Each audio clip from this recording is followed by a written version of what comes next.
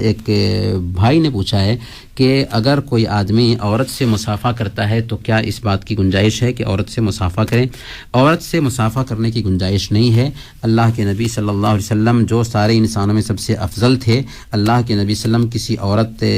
سے بیعت لیتے تھے تو اس کا ہاتھ نہیں چھوتے تھے، ہاتھ سے بیعت نہیں لیتے تھے. اور اللہ کے نبی صلی اللہ علیہ وسلم نے خود بیان فرمایا کہ ان لا اصافح النساء، کہ میں عورتوں سے مصافحہ نہیں کرتا. اور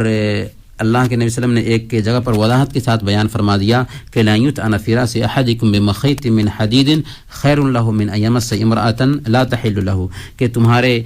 سر میں لوہے کی سوئی چبھوئی جائے، یہ آسان ہے اس بات سے کہ کسی ایسی عورت سے وہ مصافحہ کرے جو اس کے لیے حلال نہیں، یعنی اس کی محرم نہیں. اگر محرم عورت سے مصافحہ کرتا ہے تو اس بات کی گنجائش ہے، بہن سے مصافحہ کرے، خالہ سے مصافحہ کرے، پھوپھی سے مصافحہ کرے، ماں سے مصافحہ کرے، اس بات کی گنجائش ہے. لیکن غیر محرم عورت سے مصافحہ کرنا بہت بڑی وعید ہے، جیسا کہ اللہ کے نبی صلی اللہ علیہ وسلم نے بیان فرمایا کہ تمہارے سر میں لوہے کی سوئی چبھوئی جائے، یہ آسان ہے اس بات سے کہ تم کسی عورت کا ہاتھ چھو یا کسی عورت سے مصافحہ کرو.